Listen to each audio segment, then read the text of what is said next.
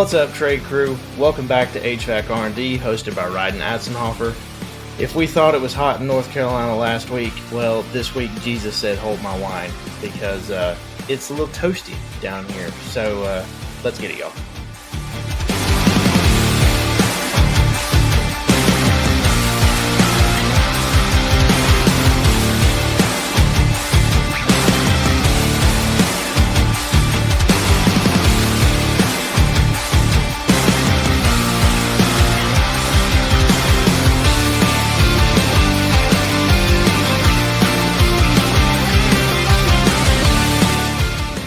From the beginning of this show, I've always said that the trades industry is built on great people with great stories, and I want the trade crew to hear yours.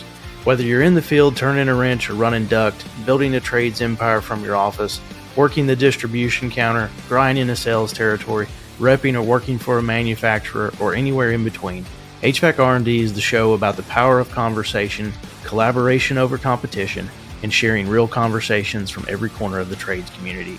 And if you've got a story to tell, then I've got a microphone ready for you. So when you're ready, go check out the links to the HVAC R&D podcast questionnaire that are on all social media channels and on the website, and get in touch with me about joining an episode of the show. If this is your first time listening, thank you so much for sharing some time with me.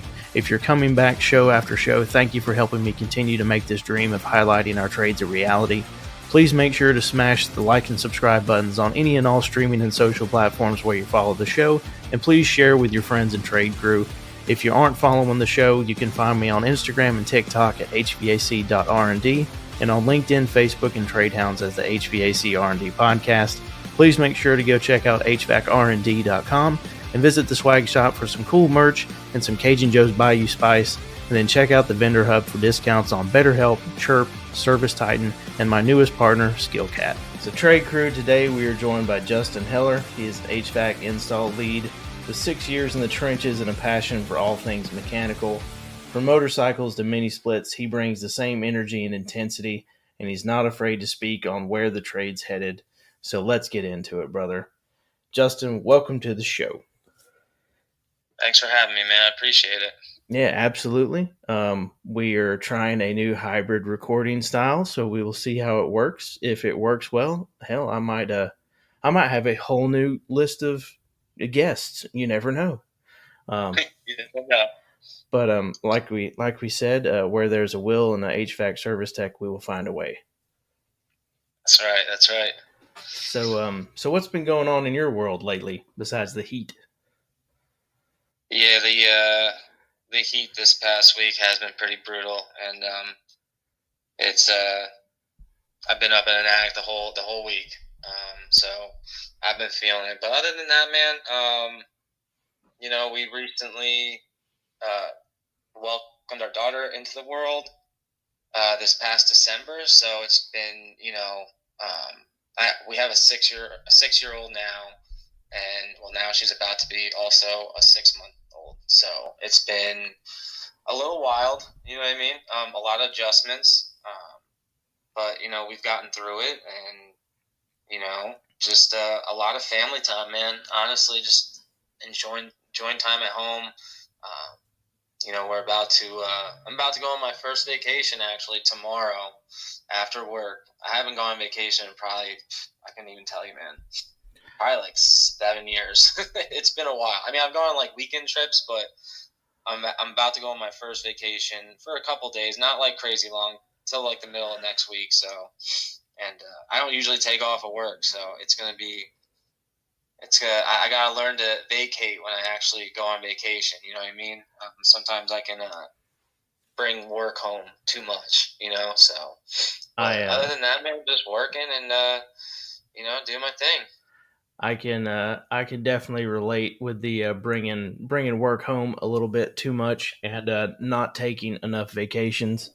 I can definitely relate to that, especially when you're in outside sales and distribution and it's 100 degrees outside. Yeah, you're not getting away from it whether you want to or not. I know Chris and I have not had a true just us go and disappear for a week vacation since probably 2021, I would say, maybe 22. Now we've definitely do our best to make an AHR trip or anything like that. We try to get an extra day either in the beginning or after to try to spend a little time together. But there's been a lot of mixing work into attempted vacations here the last several years. I can say that. Yeah, it's tough. It's tough. But it's a service industry where our job is to keep other people happy and comfortable. So with that comes, sometimes we probably work more than we should, but we're doing it to try to help other people. Exactly. Exactly. It does. It is a good feeling, even when I am working late, or like when a job goes sideways, and you got to figure some things out. You know, we're techs, man. We figure it out, and we're dealt a hand, and we adapt, and most of the time it makes me better for it, honestly. Even though in the moment I'm not too happy about it, but you know, later on down the road, I use that exact situation, to better myself or to make myself not come home later. You know what I mean? Well, you tend to learn something new every day in this trade, whether you meant to or not. And if you're not learning from your experiences and you're not using those to better yourself in the future, you're not really doing yourself or your customers or your employer, if you work for someone, any justice. Exactly. So I know you're big into motorcycles. You like to go mountain biking. How did those things kind of keep you balanced when you have the little bit of free time to go do those things? I think it's just one of those things where it's nice to get out of like the daily routine for a second. You know what I mean? You know, me and my fiance, we ride together. We ride motorcycles together. I actually, I guess I can say I tried to teach her how to ride. She kind of taught herself. That was an experience, scary for me. Um, and now, going through that experience of like helping her learn how to ride and work on her bike and stuff like that. Do cool things to it, like customize it. Uh, I almost like fell back into like a parent mode because like every time she rides and like she's got to be in front of me. You know what I mean? I have to be able to see her. But those things, just like getting out of the realm of like the daily routine, man. And it just like keeps that balance of like I always feel better after I go on a ride. There's not I can't I mean unless like something like kind of scary happens on a motorcycle ride, like that can shake you for a second, but um, we tend to like keep it country roads. You know what I mean? We don't really. I don't really like riding on the highway all that much. If I am on the highway, I'm getting to where I need to be off the highway. Yep. But it's just one of those things where it's just like a mind clear for us. We love it. We haven't been able to get out much since the baby, but times will change. You know what I mean? She'll get a little bit older and a little bit more self sufficient. We got people. We both got family in the area, so no problem with them. Dropping the kids off for a few hours while we go on a ride, stuff like that. But no, it's definitely that kind of stuff that, especially in this industry, it's sometimes hard to get away. There have been times in my career where like I have brought work home too much, thinking about work too much. You know what I mean? Like I'm at home, but my mind's not at home. You know what I mean? And the like motorcycles, mountain biking, stuff like that is what I need to like kind of just like decompress and get away for a second. You know what I mean? And to be able to do it with someone that I love, that's just a plus in general. And also like just working on my bike when you work in this industry and then like you go to work on something else, like even if it's like my lawnmower, it's so much fun to me. You know what I mean? It's just something different. It's not like it's not a condenser and air handler or something like that. It's just I can find myself just vibing out in my garage, just fixing stuff that doesn't necessarily need to be fixed, but it's a good time for me. So that's kind of how I keep my balance. Well, it didn't need a fixing. It just needed a tinkering, right? That's right. Uh, That's right. what kind of bikes do y'all ride? Harley Davidson. Nice. So yeah, so we both got Sportsters. So the smaller ones, nothing too crazy, but eventually I would like to get a bigger one eventually, but I need more room in the garage first. Add a lean-to and move some stuff outside, right? Yeah, yeah. I'm thinking about a pole barn actually, but Okay, there you go. yeah. So now I know we spoke a little bit before we got on here that you had went to school for business, but then you ended up in trade school. Now, is working on motorcycles and stuff like that, is that what led you to think about going to trade school, or how did that part happen? Yeah, so I did. I went to college. I went to a small Division II school around where I'm from. And like we said before we got on, I really only went because I wrestled, um, and that was based. I wasn't really planning on going, honestly. Um, but I was a pretty good wrestler growing up. I wrestled all my life, and I knew I didn't want to stop just yet. And so yeah, I decided to go to Division II school. Uh, and I did. I just chose business because that's just what kind of seemed the easiest at the time. Honestly, if I'm being completely honest, it really wasn't about the school for me, and so afterwards, um, throughout my high school career, I guess you could say, I worked in warehouses, and that's all I did. Logistics. I rode forklifts, and so after school, I kind of like got back into that. Like I went right back to the warehouse because I needed a job, right away. I needed money, Yep. and after a little time, man, I ended up buying my first motorcycle, and I just fell in love with working on it. Like I bought my first Sportster, and within a month, man, I had that thing down to the bare bones in my little shed. I didn't even have a garage at the time, and I just like fell in love with like working on it. And I was like, man, I thought to myself, like, I would really like to do this like every day. Maybe not necessarily. And I was like, you know, in a sense, I was like, maybe not motorcycles every day, but something towards that nature. And I talked with a lot of people at the time, and they were like, well, why don't you go back to trade school? And I was like, man, like school again, like I got to pay for it. I don't have the money to go. And then I, started looking into it, and there was like grants throughout the state that I could get.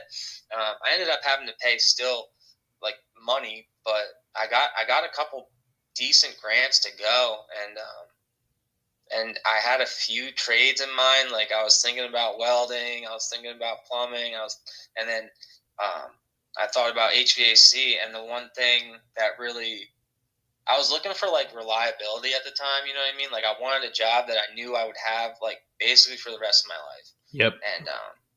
And someone said to me, they were like, think about it like this: who do you know that lives without heating? And I was like, well, I'm pretty sure it's illegal in my state to not have heating in a house. So everyone has heating.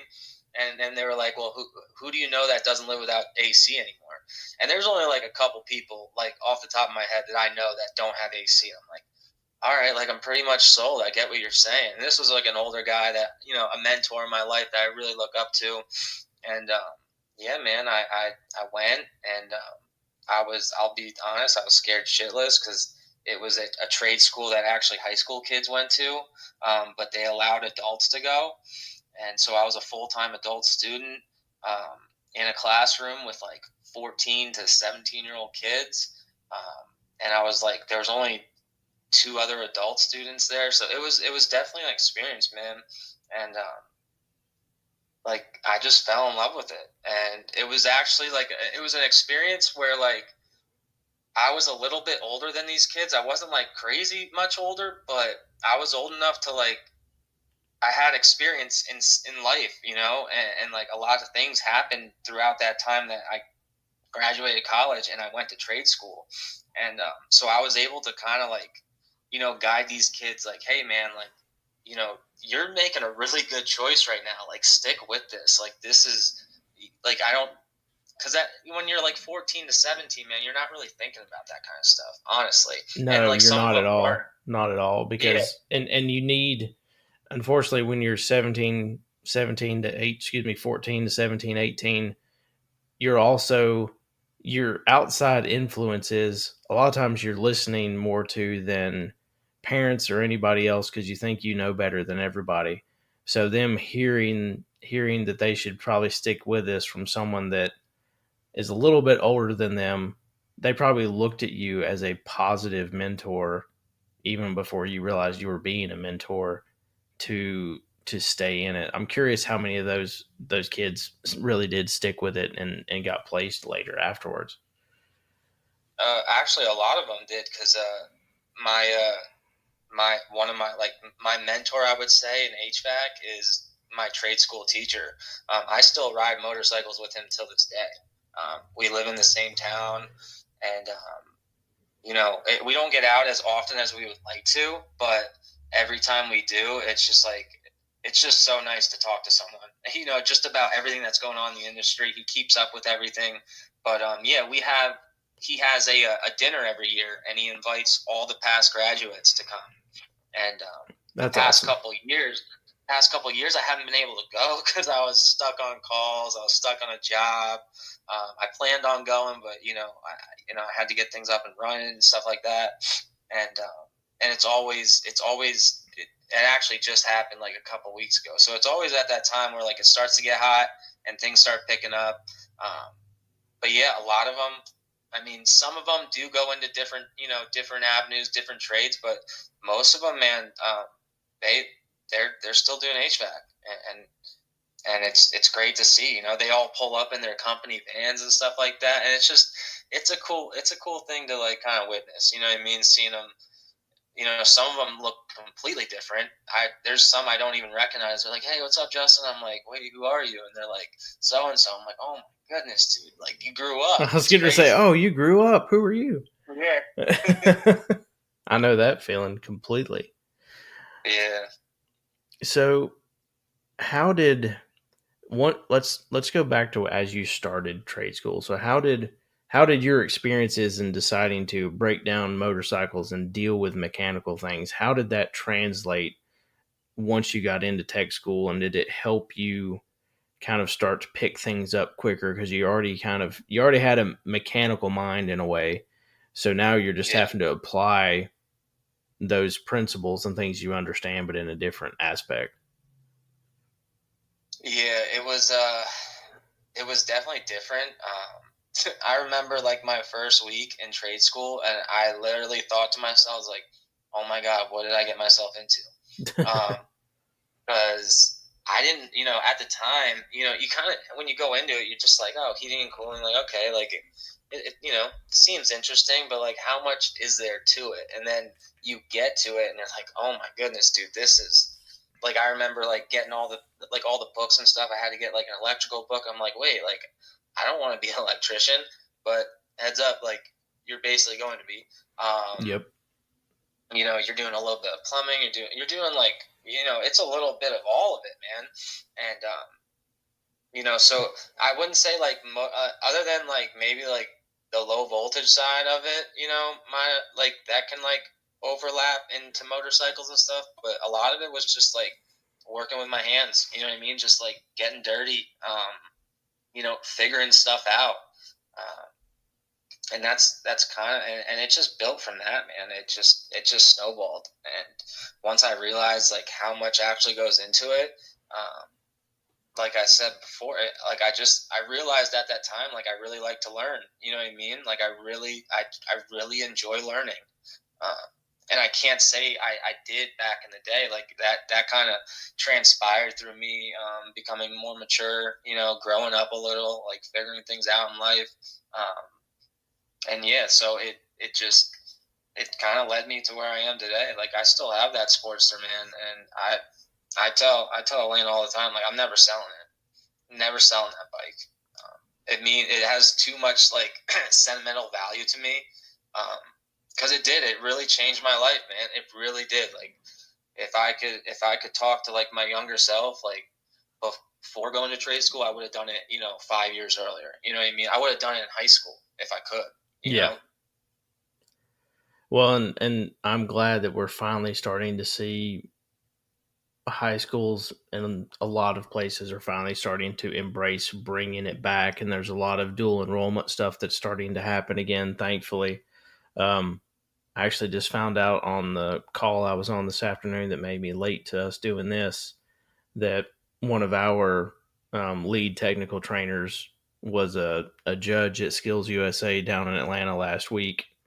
And then he also is part of a local community college that we just helped donate a bunch of equipment to kind of help get their program back up to speed, and I believe really more prepared for having kids be able to learn on new refrigerants. Because if you go into a lot of these trade schools here, there, and everywhere across the country, even there are trade schools that hell, they're still the only thing they have to work on is 22, and I'm not even kidding. When I was in Chicago doing the Prosser Career Academy stuff, the majority of the equipment that was in there to be worked on, like the furnaces, there wasn't a furnace that was newer than like 1991.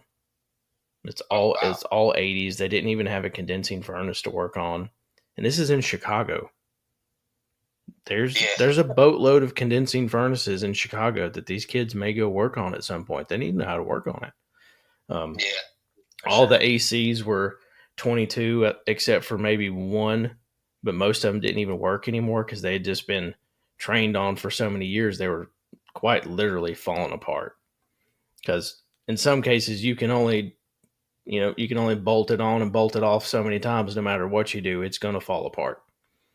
So there's a lot of trade schools that still need a lot of love from people, and I encourage any of you people out there that have the means to help a local trade school at a high school or a community college, please go do it. Please do it for the betterment of our trade.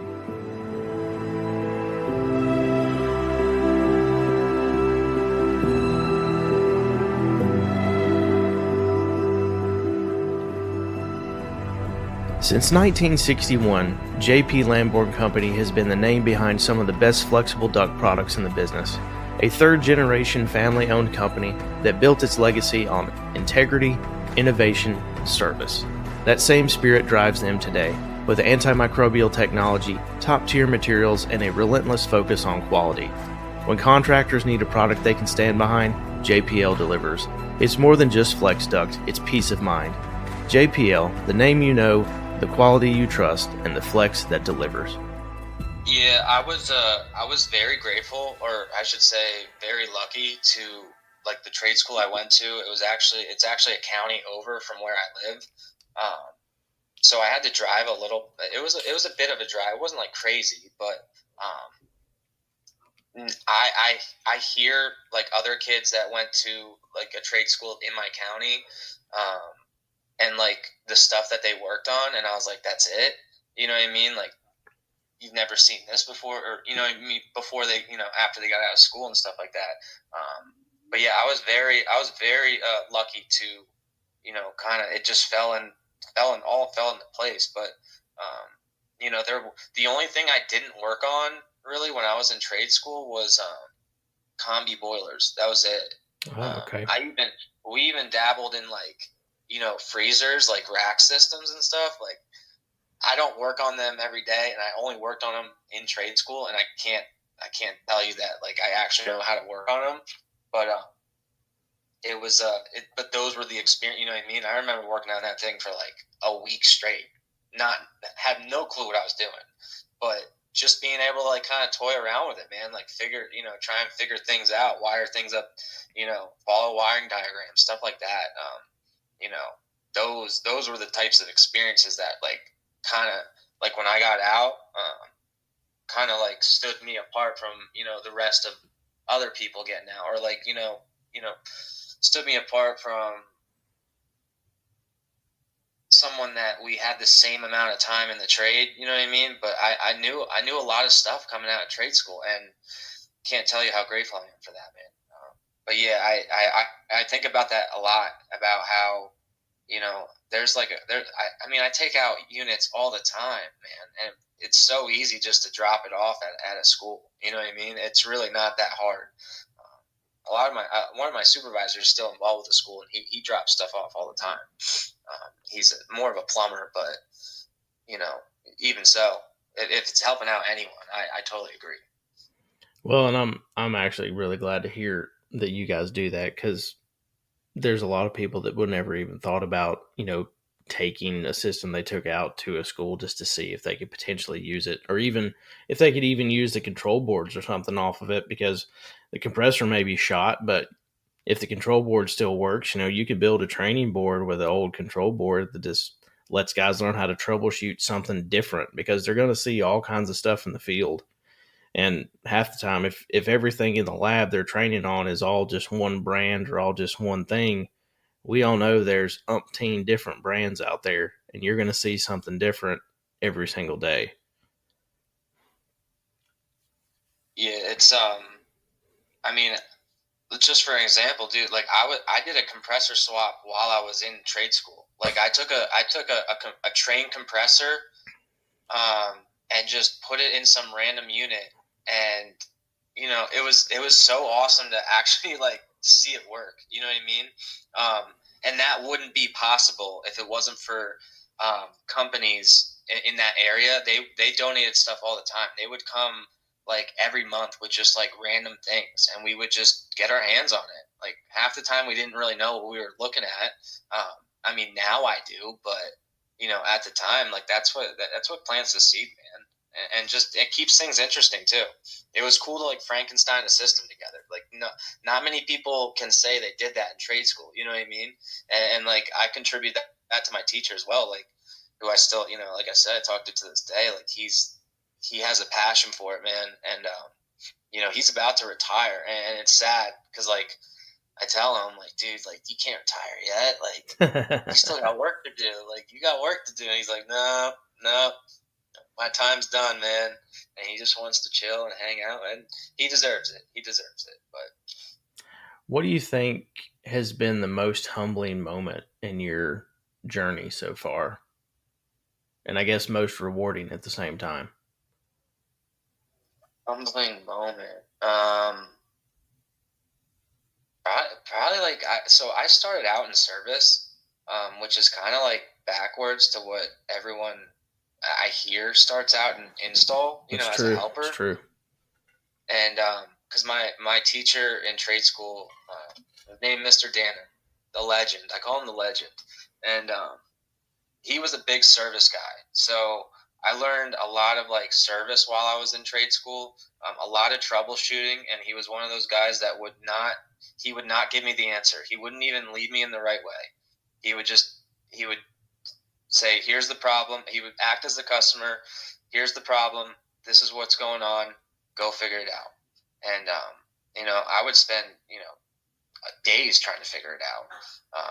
But I'm getting to the humbling part would be, so I started out in service, and I kind of like, I would go on these calls, right, and I would see these systems, and I'd be like, "Oh, this should have been done different. That should have been done different." Blah blah. I'm like nitpicking all these little things, right? And then eventually I moved to install, which is like kind of backwards, I know, but it was my choice, and I remember like when I first got into install, like really into it, like into the swing of things. That was the humbling part, where it was like, wow, I feel bad nitpicking all those things I used to nitpick at for as that time as I it's tough on the body, man, and it's also tough on the mind. Like, there's a lot you need to know. Like I know a lot of people can throw a system together and yeah, it'll work. But like when I'm installing, man, like I want my systems to I want them to last like 20 years. You know what I mean? That's how I work and that's how I operate. I don't want to do like half-ass work. And I want things to run, and I hate callbacks. I can't stand a callback. I tried to, I'm maybe a perfectionist to a certain extent. But yeah, I would say that would be my humbling. That would probably, like, my most humbling one was just like my first really hard install where like I had to like really figure things out, and there was no one to help me. You know what I mean? It was just me and helper, and just figuring it out, man. And that's it's a humbling experience when there's a deadline, you got to get it done, and time's crunching, and you're trying to get home for dinner, stuff like that. That's the humbling experience. Well, and how much duct design and metal fabrication work and things like that did you get to learn in trade school? Because sometimes people don't get as much of that as they really need either, and you get out into a real world situation and they're trying to figure out how to properly size and install a duct system. Yeah, so that's funny you say that. A lot actually. He was a big sheet metal guy. Danner was a big sheet metal guy. So I learned a lot of sheet metal. I remember making my first 90-degree elbow. Took me like literally 2 days to do it, but I did it. Might not have been like the nicest you see on Instagram, stuff like, sheet metal guys that like do it every day. But just those basic concepts and those basic, like measuring right, you know what I mean? Like stuff like that. Yep. There's guys I work with till this day that have like been in the trade for, just as long as I have.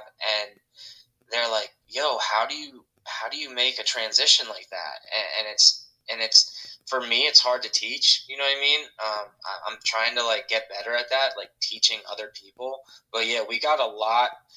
Like when I was in school, we actually the school built a house. So like the carpenters did all the woodwork, the electricians wired it up, the plumbers, plumbed the house. Us HVAC, we did the whole heating and cooling, and we did it from start to finish, man, rough to finish. And then the school ends up actually selling the house, and a family, and it's right down the street from the school. Like That's awesome. It's pretty cool. Um, you know, free labor for the school, and I don't know who gets all the money from selling the house, but at the time I really didn't care because I was, it was fun to me, and that was a really cool experience to kind of, when you're first in it, you see all these trades, and we're all just like going at it, and we're getting each other's ways, stuff like that, messing around, just having fun. But yeah, that was we had a lot of experience with that, and I wish everyone had that. You know what I mean? It just talking about like being on this and talking about it again like makes me realize like how lucky I really was to go to a school like that. No, and there's not a lot of stories I've ever heard where someone's gotten to do those kind of things while they were in trade school. A lot of times I hear how much they wish they would have gotten to do in trade school because they didn't understand it once they got in the field, and they felt like they not necessarily were done a disservice, because it's not always the school's fault, because the schools typically they're going to do everything they can do to give you the best training they can. They just may not always have the budget to have everything that you might see to learn on. But it's just, that's pretty cool to get to hear you guys did that. I've only even seen some contractors that are able to provide that kind of stuff for their own in-house stuff. There's a large company here in Charlotte that I used to do a lot of business with, that they hire, or they attempt the majority of time to hire green, and then they put the person they hired through an 8-week class that they do everything in-house. They have a full training lab that has heating and air and plumbing. They learn how to work on heat pumps, 80s, 90s, tank water heaters, tankless water heaters. And then they've got a whole other section in the business park they're in where they rented another warehouse that has 2 fully framed houses in it, where they teach them how to run stuff through a small crawl space. They've got I don't even know what to call it. You could almost say it like the throne of thrones, because they have like 20 different toilets across this one large set so that guys can learn how to just work on different brands of toilets. It's crazy. And they do everything in-house, and then that's how they start building their own technicians. And ironically, you talk about going to service first. Well, most of their guys, when they come out of that, the first thing they do is they become PM techs. So they learn Go clean a coil, go check your filters, but they do that so they can learn to understand checking things by process of operation. So when they go out to do a maintenance, they're supposed to almost commission it again as if they were the lead installer that put it in and is going to do a startup. And that's how they start getting them. And then eventually guys will move either to full install or they'll move to service. Yeah, that's kind of like how the company I work for now operates. There's basically three divisions. There's maintenance tech, service tech, and installer. Yep. And we get like sometimes like my helper is a maintenance tech. You know what I mean? And I like how some companies do that because it almost gives the employee the opportunity to like kind of like dive into different, like especially as a maintenance tech. Like I've had some maintenance techs where like they come with me for a 2-day job and they're like, oh man, like that was fun, like I could see myself doing that, you know what I mean? And I was like, all right, well, talk to the supervisor, you know what I mean? Like maybe got an interest in install, you know what I mean? And then there's others that are like, yep, nah, I'm good on install, I want to go right to service, you know what I mean? So give them that like I guess opportunity to kind of like feel themselves out, figure out where they fit, because I know a bunch of people that they're straight service guys and they're not installers, you know what I mean? And then there's a bunch of installers that are not service guys. They're just installers, and that's okay. We need both. We need all of them. You know what I mean? I'm a big believer of like get in where you fit in. You know what I mean? And but I'm glad to hear that other companies do that too. Because I've only worked for one other company that actually sends guys to like big trainings. I met an electrician that went to a training out, I think in Kansas, or I think it was Kansas, for like 4 weeks, and he came back a straight installer. Like that's all, and he installs to this day. He's doing really well. He's a lead installer. He changed his life, man. And I wish more companies did that. It's so interesting you say the guy went out to Kansas, or kind of the middle of the country area. So my dad, Cajun Joe, as everybody knows him on this show, and I think I've told this story, but I believe it's been long enough that I can tell it again. But so he started his heating and air company in 1977, and heating and air was really a restart on a career for him. He was in the Navy, then he was in a shipyard, then he was at a large petrochemical plant where he was a lead maintenance supervisor. And then he wanted to change, needed to change. And he ended up in little town of North Carolina where I was born and grew up, and started an HVAC company. But at one point when he was really learning and developing his skills to do more in the trade, he went to a class somewhere either in Kansas or Oklahoma out west. And it was I think a week or 2 weeks of nothing but duct design to be an installer. And the training room he was in, they had all of these, I think they were like quarter size models of duct systems, but they were all built out of acrylic. And you had to design and build full metal duct systems, but with these acrylic pieces. And then they would hook them up to a machine and they would blow smoke through it so you could see how the air actually moved in the ductwork, and you could see if your design was good or if it was crap. And he said it was one of the most eye-opening forms of training that he had ever gotten, because he never seen someone put it into a real world situation where you could see how air moved. And he said he came back from that, and that was how, that's how he taught me to design ductwork, is how he learned in that training class.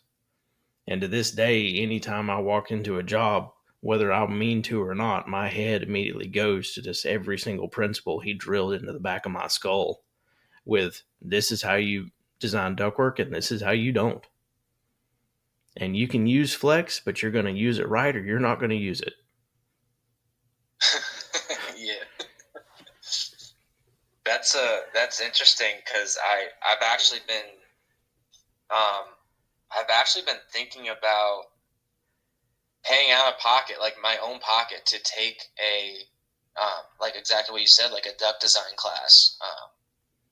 And just to I know how to do it, but I want to be sure. You know what I mean? Like I want to be 100% sure, like what I'm doing is exactly right. So I was literally just thinking about it the other day.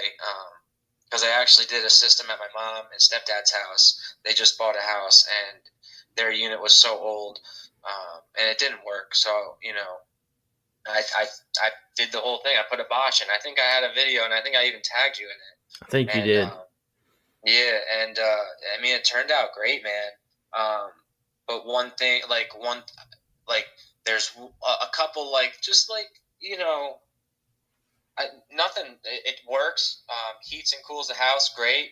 Dehumidifies great. But I wanted to look. I think my mom's more the type to have like a little bit more velocity. She wants to be able to like almost see, or not see it, but feel and hear it. You know what I mean? And just some. It just got me thinking like about some things that maybe I could have done differently. And I'm like, my head started spinning. I'm like, maybe I should just pay for a duct class, just see like how much it is, and just kind of, just see what they have to say. You know what I mean? But I wish, other than just trade school and stuff like that, I haven't really had an actual, duct design class other than just on the job and from like different people that I've worked with. I've taken bits and pieces from, mentors or bosses that were pretty good with duct and kind of like, gained it into my arsenal. But that's interesting because like the smoke, that's a good idea. And I've never, outside of him telling me about when he did that, I've never seen another duct design training class that does that. Now, I'm not saying they don't exist, but I've never seen one. I'm so curious if the place he went out there may or may not still exist, because I don't know if it was a manufactured sponsored thing or if it was just a standalone company that did duct design training. I'll have to ask him. It's a good father son conversation starter for next time I talk to Dad.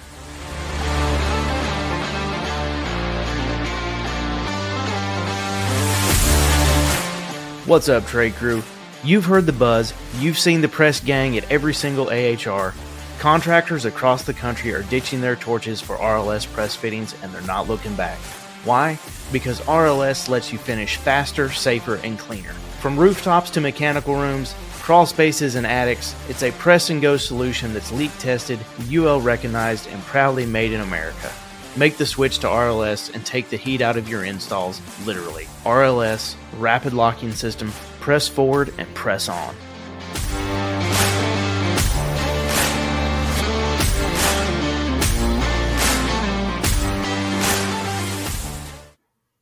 Yeah, and then let me know what he says, because I'm interested too, because I'm pretty sure Tim on it, Tim DeStasio. I might have messed up his last name, but Nope, you got recently, he was recently posting that he was hosting like something. I think it was more of like a manual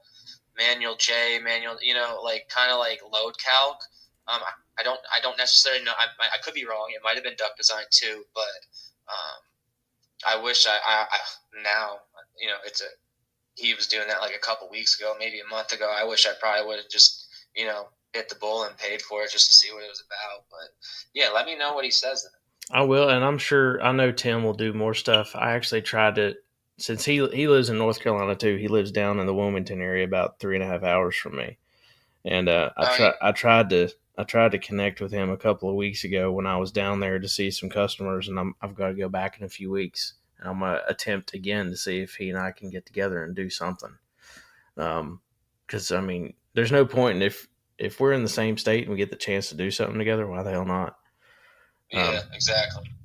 So long term, is your aim, you think, potentially to open your own shop, or would you, because of the experiences you've had and the mentors you had, would you potentially look at going into being, a teacher or a trainer at some point? Or, do you think the field is where you plan to be for a while? That's funny. I've been thinking about that a lot, just because with wrestling my whole life, my body was already beat up before I even got into the trade. I'm sure. And my body's just getting beat up still every day. I do find ways and means to lessen the blow, I would say. I do work a lot smarter than I did when I first started. I can say that.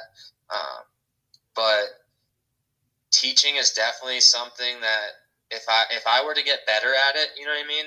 Sometimes I think that's like I think I said before, that's like my area when I'm with like a really green guy, and he's helping me out on like an install or job or whatever. I find it difficult to like explain things to him that make sense to him, but it makes sense to me. You know what I mean? I find that aspect of the job a little bit difficult. It just happened today. I was trying to explain to a helper on, how to wire in the safety switches, for an attic system, because I was just in an attic the past 2 days, and he was telling me different ways, previous companies that he worked for taught him, and I was like, yeah, I don't know, man. I was never taught that way. I mean, it definitely would work, but that's just not, and I showed him my way, which works too. That's the one thing about this trade. Like there's like 20 different ways to do things, and Yeah. most of the time they'll all work. It's just how you were like taught and like kind of what makes sense in your head. I still do things that some people it doesn't make sense to them, but it works. You know what I mean? But that's just like one example. But yeah, I would say it would be two choices. It would either be stay in the field and then end up teaching. That would be really cool. But I could see the headaches of like we were just talking about before, being teaching at a school and not getting the support that is needed. That would be very frustrating to me on a deep level. And then the other aspect, I've talked about it a bunch of times with a lot of people, is eventually going out on my own. But then there's also headaches in that too. You know what I mean? I'm not trying to take the easy. I'm not trying to find the easiest way.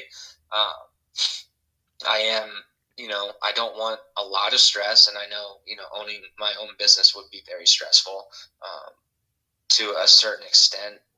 But then there's like times where like I'm kind of forced to do things a certain way.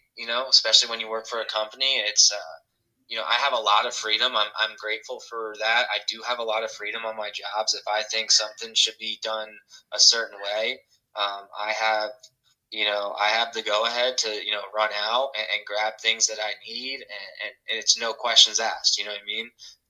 And that's just like the relationship I built with a bunch of my employers, past and present, that I've worked with.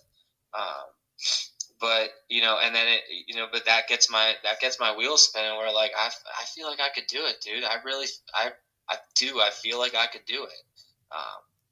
Would it be easy? Absolutely not. But I bet you it would be worth it. I know that for sure. But that's it's still something that brews in my head a lot, and it will eventually come. That decision will be made eventually. But those are definitely the two: either teaching or owning my own company. That's where I stand on that. Let's talk some hot takes and a little bit of trade talk. We'll keep some of these ones a little bit shorter. We won't do rapid fire, but we'll kind of do some quicker Q&A on a few of these just to see where our thoughts are at. I know we talked a little bit about this before, but starting with the obvious, what's your take on our current A2L refrigerant transition?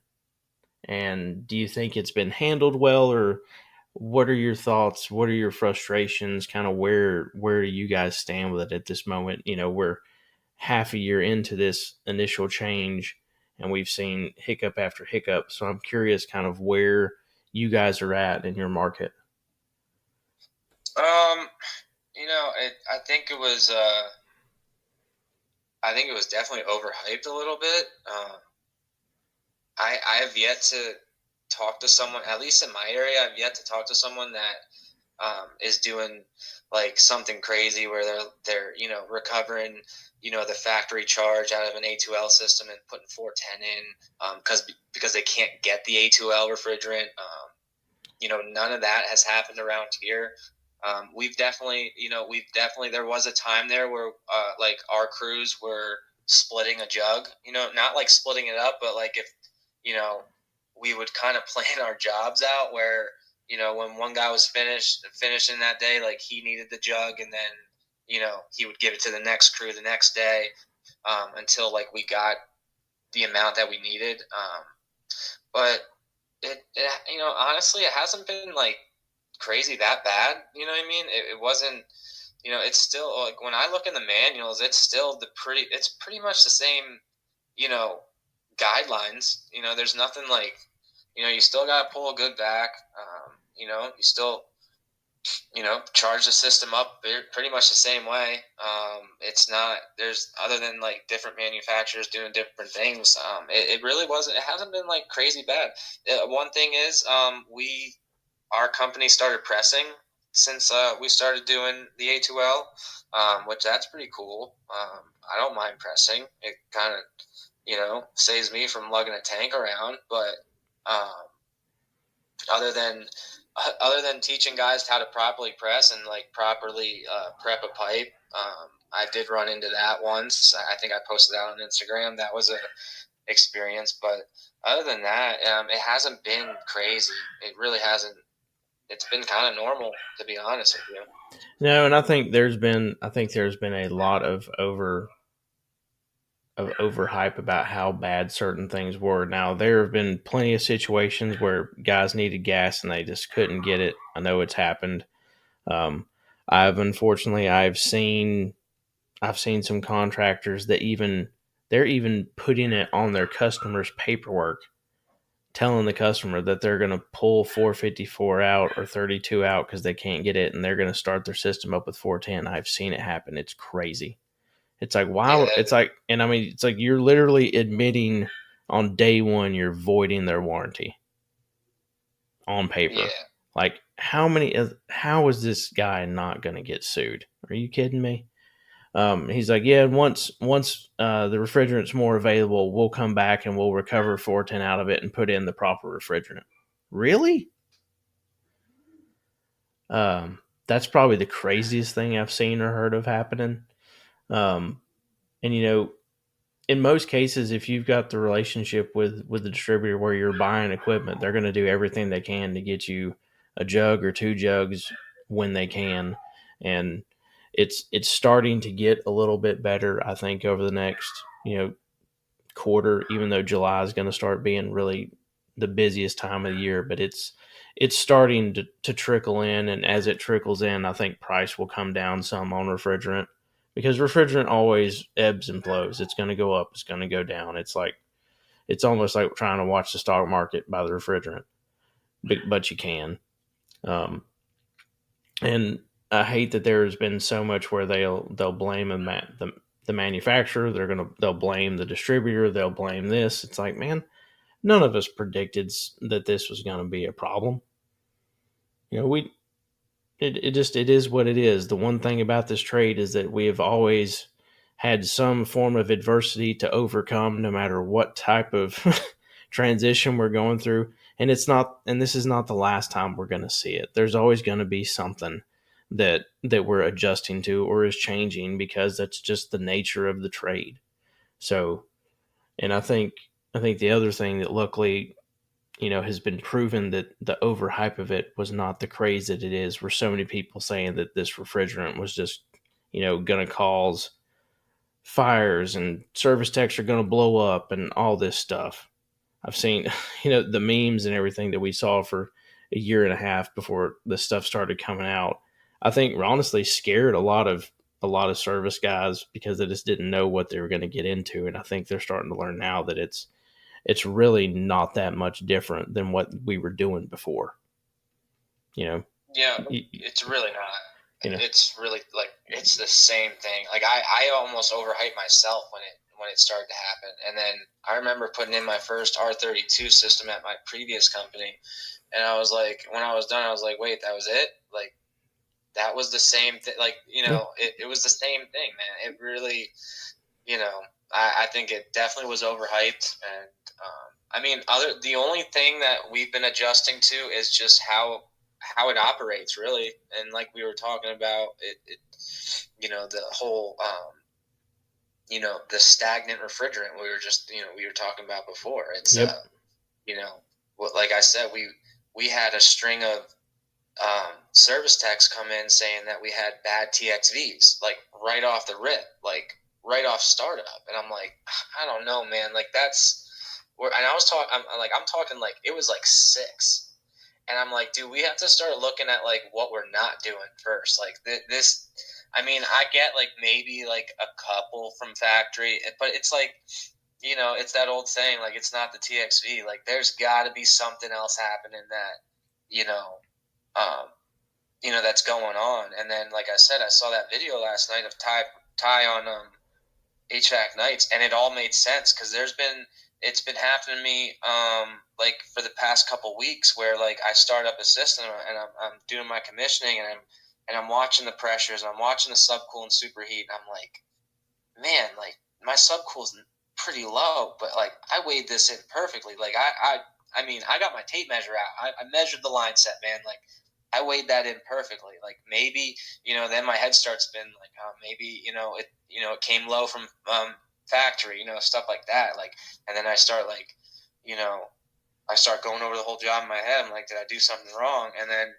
all of a sudden I've noticed it where like it's running for a solid hour or two, and finally, the subcool just rises to exactly, I mean, perfect, off the charts, like perfect. And I'm like, okay, we're good. Maybe it just needed to run a little while. I did not even think about what Ty said in the video about, the refrigerant kind of separating while it's in factory and just sitting there, and that it takes a while for it to probably mix back to that, blend of, where it's supposed to operate at.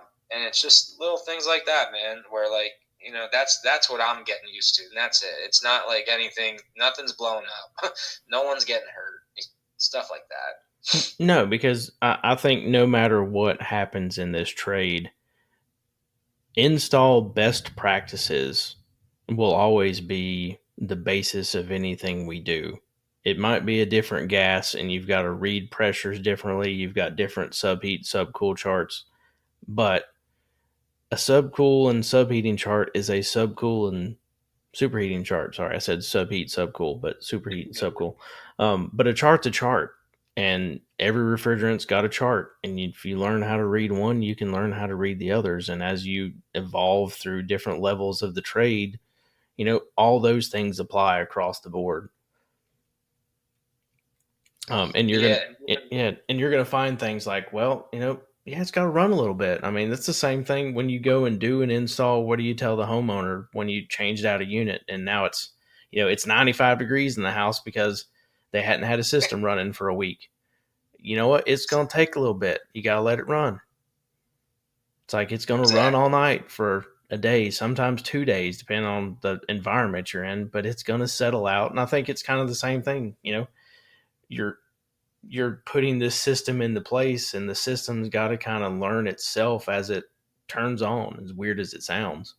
No, you're exactly right. You're exactly right, because there's been a call where they deemed a bad TXV on one of our installs, and then a service tech went out like 2 days later, and he called one of the installers. He's like, hey, just by the way, like you guys are like, it's fine.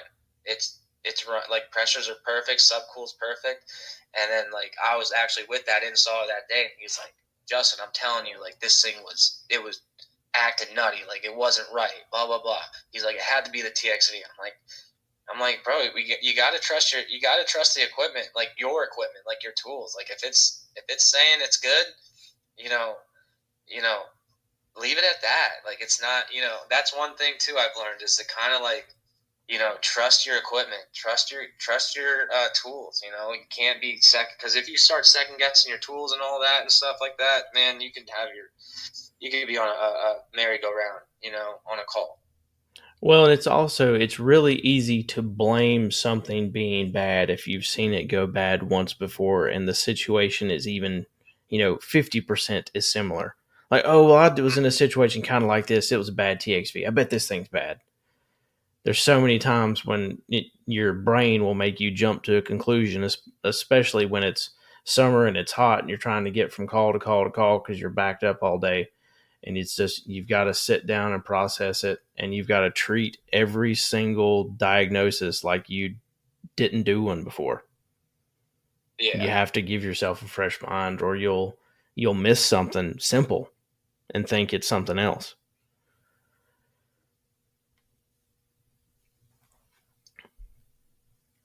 So, all right, let's try this one. Dream truck setup. What's getting loaded in first if you could start with a fresh blank canvas and redo the install truck? Oof. Oh man. You get 2 minutes. On the question. spot. No. It's funny because I am that guy that my truck, it has to be like my way. I shouldn't say my way, but I gotta know where things are at. Right. I get really frustrated if I go to the truck and I have stuff in a specific spot and I go to grab it midday and it's not there. I get a little snappy. I'm like, yo, dude, like, where is it? Like, we have a spot for it. Why is it not there? And I get it. Sometimes, you're just throwing stuff on the truck. But my dream setup would probably be, I don't want to be like a Milwaukee fanboy, but I already have so much of the pack out stuff in general, and that's just because I got caught buying one. And once you buy one, you're locked in. Pretty much. And that's just the way it goes. So I've just adapted to the pack out. A lot of my stuff is in a pack out system.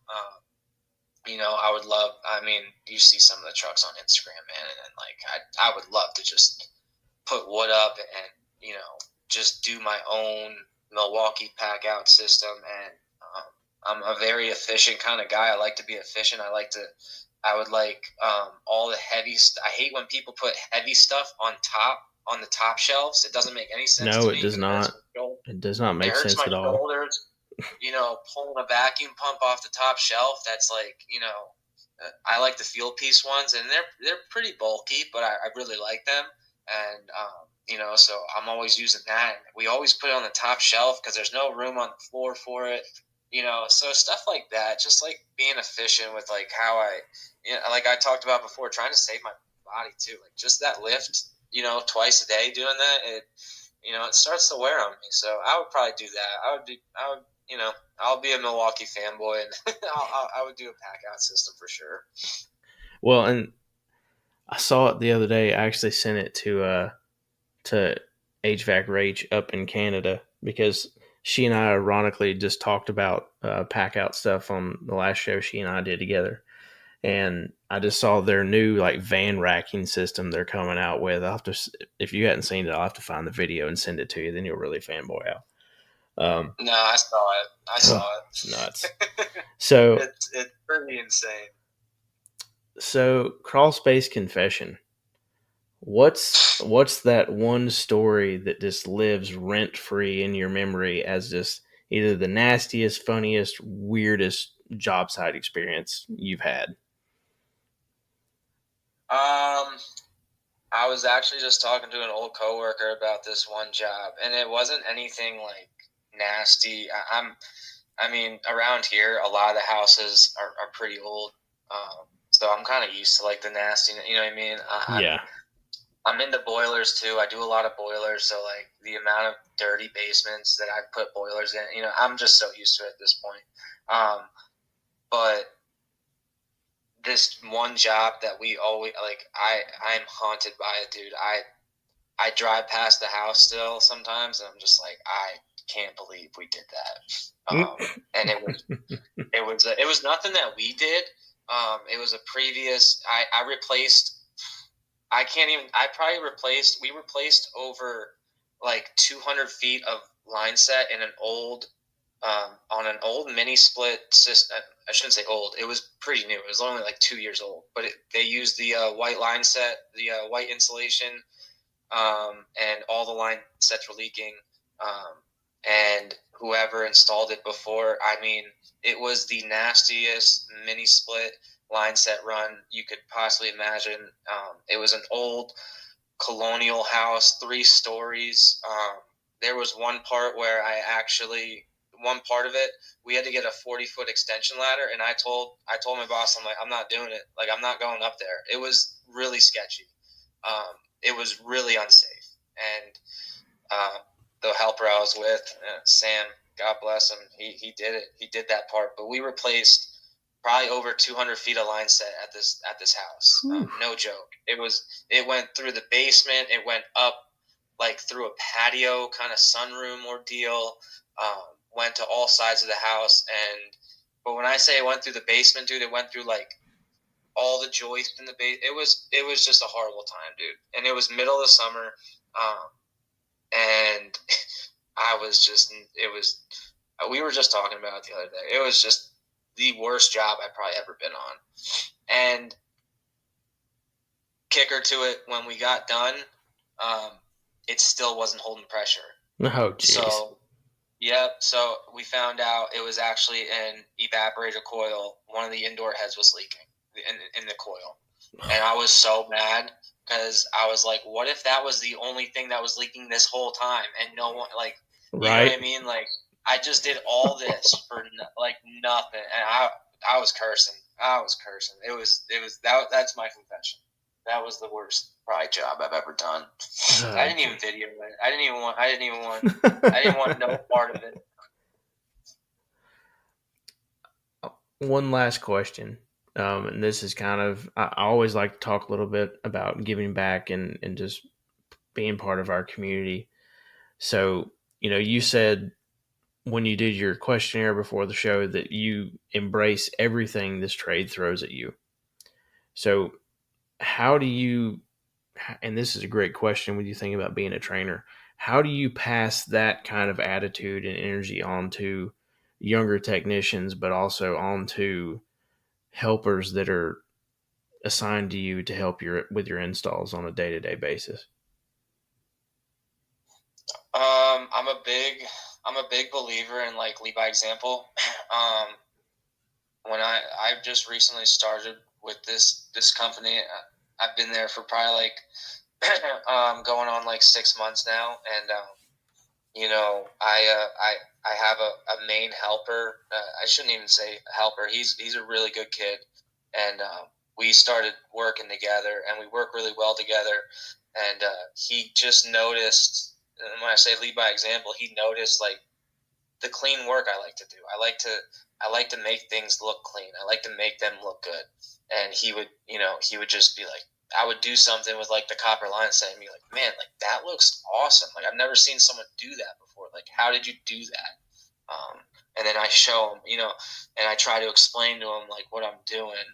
And that's it's really just like leading by example and having a good time while we're doing it too, like joking around. There's nothing better than like being on a job and doing a really good job, but also like having fun while doing it. You know what I mean? So like we're talking, joking around, just being a human being, but also like showing them like you can be a human being and have fun and joke around, but we're still getting a lot of work done. Like work needs to get done.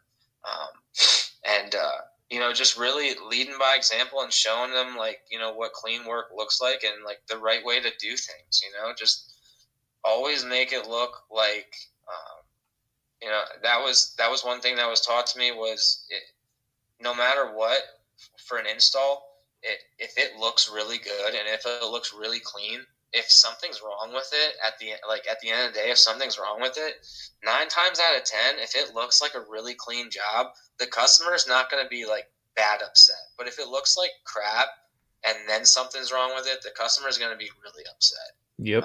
And that's happened to me where, like, you know, I've done a really nice install, but something from factory's messed up, and I gotta walk upstairs and tell them, like, hey, like, you know, I can come show you like what I did, but we're gonna have to come back tomorrow with a different part, such and such, you know, whatever the case may be. And you know, they're like, listen, this was beyond my expectation. This looks amazing. Like, no problem.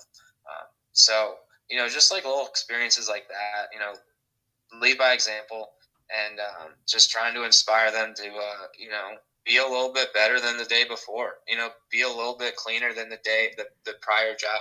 And, you know, not every day is perfect, but we learn from it and we move on. And, you know, next day we do something different. And, you know, I don't hound too. I don't like really hound them, you know. I try not to be like mean. I can get snappy sometimes, but that's just when I'm in a mood. You know, didn't get enough sleep. I was going to say, didn't sleep. I got a newborn. Just get out of my way till about 10 o'clock when my monster kicks in. Yeah, exactly. Well, brother, exactly. I really appreciate you spending some time with me, having our conversation, and figuring out the solution to our recording problem together. But where can the Trade Crew listeners connect with you on social media and kind of follow your story? Yeah, so the only platform I'm on is Instagram. It's J_Hell_HVAC, so JHellHVAC. Yeah, message me, you know, whatever. I have fun with all the guys on Instagram, man. I love just joking around during the day, different stories, stuff like that. So that's where you can find me. Well, I appreciate you spending some time with me again, buddy. Everyone, if you're not following HVAC R&D online, you can find me on Instagram and TikTok at HVAC.R&D, LinkedIn, Trade Hounds, and Facebook as the HVAC R&D Podcast. Please also make sure to follow the newest R&D bonus show, the HVAC Zoomies, on Instagram, as well as on Facebook. We're there as the HVAC Zoomies, and on Facebook as the HVAC Zoomies Podcast, and on LinkedIn. Also, please go follow Miss Rachel Pline at HVAC Rach. Thank you for listening to the show on your favorite platform, whatever it may be. Please smash the like and subscribe button to follow the show. Please like and rate me. Leave me a review or a comment. Share the show with your trade crew. Go check out HVACRD.com and visit the vendor hub and the swag shop. For more information about show sponsors, AC Products USA, Apprentice Now, JPL Flexible Duct, and RLS Rapid Lockhead System, as well as some discounts from BetterHelp, Chirp and Service Titan, and SkillCat. Get into the vendor hub for that. If you want to work with me or you want to come join the show, please click the link to the podcast questionnaire in the episode description on social media or your streaming platform. I hope all of you guys have a great weekend. Enjoy the upcoming 4th of July next week. Have a great week, Trade Crew. I'll catch you soon. Peace.